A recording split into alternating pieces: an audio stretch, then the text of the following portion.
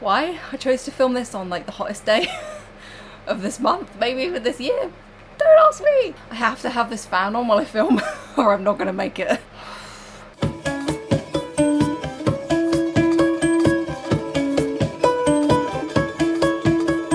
Hello everyone. Today I'm going to ramble about hair. I've had quite a few questions about my hair lately because I did go through a growth spurt and a lot of you have noticed. And I'll talk to you a little bit about how I went from this to this in this amount of time. I've forgotten how long. Every few years it gets on my nerves and then I get it cut off. But at the minute I'm trying to grow it as long as possible. Just to say, obviously I'm not any kind of hair care expert. I'm just a person who has hair and who enjoys taking care of it. Some of the things I'll mention I probably already talked about in my growing my fringe out video, but that was specifically for growing fringes out and not letting it annoy you. So in this video I'll talk a bit more specifically about just growing long hair and keeping it in good condition. Also, obviously there are things that affect your hair that I have no idea about: lifestyle, environment, hair type. So obviously what I'm talking about is suited to my hair because it's my hair.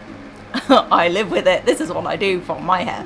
I was born a very hairy baby. I've always been a hairy person. I was the first in school that I remember to have thick dark hair on my legs and on my arms, and it made me very self-conscious. So maybe I'm just a hairy person, but I also have seen my hair through a lot of crap that I did to it.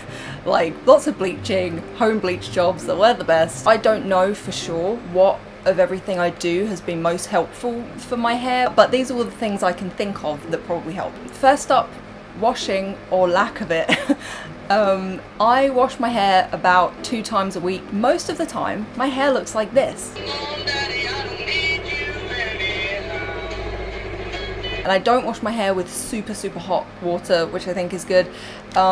This has just been my routine for years, mostly out of laziness. I can't be bothered to wash my hair and I would rather scruff it back and get on with doing something else. My hair can take quite a while to dry and I don't like using hair dryers, so I will strategically wash it about 2 times a week. I realised during the time that I was bleaching my hair quite a lot that letting it get greasy seemed to really help. Let me introduce you to sebum if you haven't already met. I love it because it sounds like sebum. Sebum is secreted by your sebaceous glands, it's connected to your hair follicle, and it's your body's 100% free, natural, homemade moisturizer. Different people produce different amounts. Too little, you can find your hair and skin might be dry and brittle. Too much, you could be oily, greasy. It also forms a barrier on your scalp which helps protect from bacterial infections. I'm not a scientist, I'm trying to remember all this. I'm not telling you to get as greasy as you can stand and it will be fantastic for you, but try to find a balance. Depending on how quickly your body produces these natural oils, it might be different for you. 2 times a week washing my hair seems to work fantastically. It gives my hair just enough time to make use of these natural oils. I'm brushing down the sebum through the lengths of my hair where it's harder for it to get to, and it's moisturizing it and nourishing it. If you find even slightly dirty hair really annoying and irritating, try finding some gentle hairstyles that will just get it all out of your way. I have these in almost every color that you can think of to just keep my hair out of my face, though sometimes they will actually make your hair, sorry, the fan's blowing my hair in my mouth. Sometimes hairstyles like these that I wear my hair in will actually make your hair greasier quicker because it's all kind of smushed, rubbing it together, transferring all the oils. So I can deal with it, I can put up with it. Thing number 2, tip number 2, advice number 2. Thing number 2, handle your hair with care. When you think about damaging your hair, most of the time you probably think about bleaching it, dyeing it, using heat on it, but also think about what you're doing with it day to day, what hairstyles you're putting it up in. Is it a really tight ponytail that you're pulling out all day every time it gets loose? Try and get in a routine of just remembering to handle your hair gently while you're washing it, while you're drying it, while you're styling it. Get some big old scrunchies, they're very soft and gentle. Also, obviously, things like using heat does come into it.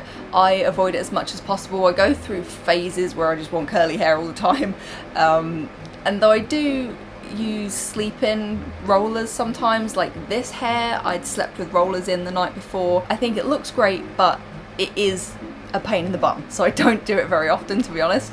Especially the more hair you have, the bigger of a pain in the butt it becomes. I mentioned I don't like using hair dryers. I will go out with wet hair quite a lot. I go get on a bus, I go about town, I get on with my business with wet hair. My hair will dry really quickly if I'm out and about, walking around, the air is flowing through my hair and it's got some movement. If I'm just sat at home sometimes, I'll sit and shake my hair around gently because movement seems to help it dry quicker. To help it dry naturally quicker, I also make sure when I get out the shower that I gently wring my hair out as much as I can and then towel dry it by kind of scrunching it with a soft, nice towel.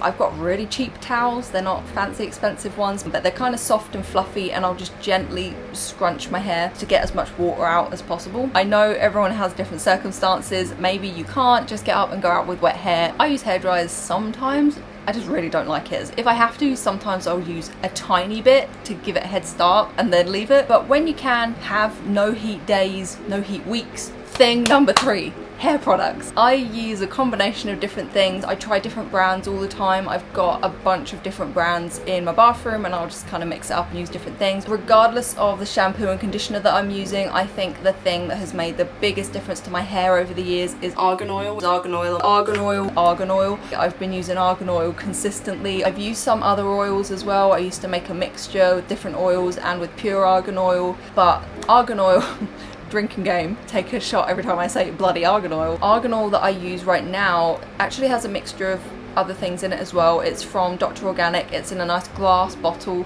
so you can recycle that. I squirt one big pump onto my hand, rub it between my fingers. If I feel like I've got too much, I'll just pat my hands onto my towel. Too much, you'll end up greasy. I do one big full pump for my hair. If you have a lot less hair, do a gentle smaller pump, and then starting from the bottom I gently scrunch it into the bottoms of my hair and run my fingers through my hair. This is also like a little hairbrush for me because I don't brush my hair when it's wet because your hair can quite easily come out if you start yanking at it while it's wet with a brush. So I just sort of do that with my fingers through my hair. It detangles it a bit, straightens it out a little bit. I really think a combination of my hair's natural oils and argan oil was what saved me through all the bleaching. I mean, none of this is pre-bleached hair anymore, but it got to a pretty bad point. I had to go to the doctors at one point because I had burns in my scalp where I'd bleached it too much.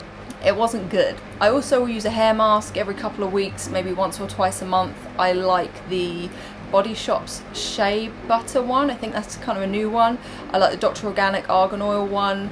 The Naughty, are they just called Naughty? The Naughty one. Your hairbrush as well. What hairbrush are you using? Is it nice? Does it feel good to brush your hair? This is my one. This is a Body Shop one. It's normally £8. I managed to get it for £1 because I built up some points and I found a discount code online. So I was very pleased with myself getting this for £1. If I wanted to, I think I can literally get all my hair in it. Obviously I wouldn't actually brush it like that. I'll brush my hair gently, starting from the very bottom, working my way up, and I will kind of separate it out if it's like the initial brush of the day and my hair's still quite knotty from rolling around, sleeping on it, or being washed. Then I will sort of gradually drop bits and do it in sections like that. But this hairbrush is fantastic. It's my favourite one that I've had in a long time. This one just feels really good. I love that I can feel it all the way through to my scalp as well. I'm getting a bit of a scalp stimulation as I brush. There's no one product I can recommend that's going to be great for everyone's hair. Your hair type may be completely different from mine, so don't just go out and buy everything that I've just mentioned. Think about your hair, what your hair needs. Look up reviews from people who maybe have the same hair needs as you. Look up product reviews and just try and find good quality products that will suit your hair. Thing number 4, possibly the last thing, probably. Treating your hair from the inside out. I take a multivitamin. I've been taking a multivitamin for quite a few years now. I also take omega-3 supplements. I'm vegan, so I take a specific vegan multivitamin and plenty of protein. Again, I'm vegan and I haven't always been the best at getting a good amount of protein, but this year I think I've been doing especially good. I eat meat alternatives a lot, so like soy-based products, tempeh, tofu things, and beans and lentils. I love fake meats. They often are quite high in protein, and some of them also are supplemented with things like B12. Just nutrition in general. Try and eat good. Drink plenty of water as well, maybe. I've had some messages from people saying that they are trying to grow their hair really long, but it is already really annoying them. So I guess the thing with long hair, this is going to sound so annoying for those of you who maybe struggle to grow your hair, but it's not all fabulous all the time. Like, it is annoying. At least for me, I find it very annoying, which is why 90% of the time I look like this. But I'm okay with that. I don't enjoy styling my hair. I don't enjoy doing anything to my hair except taking care of it. If I had shorter hair, I would be scruffing it out the way every day as well.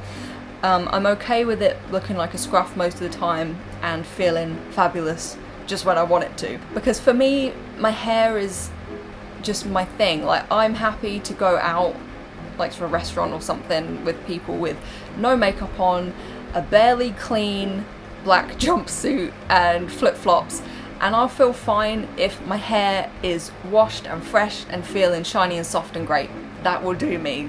I'm happy with that, and I can feel confident with that. That is all I can think of right now to talk to you about hair. The goal for right now is to grow it as long as possible. I've actually worked with quite a few hair care brands lately on sponsorships, you might have seen over on Instagram. That's been really exciting because that's the kind of work that I really want to do more of, because I genuinely am interested in hair care, and I would love to do, I don't want to say my goal, I feel like it won't come true if I say it.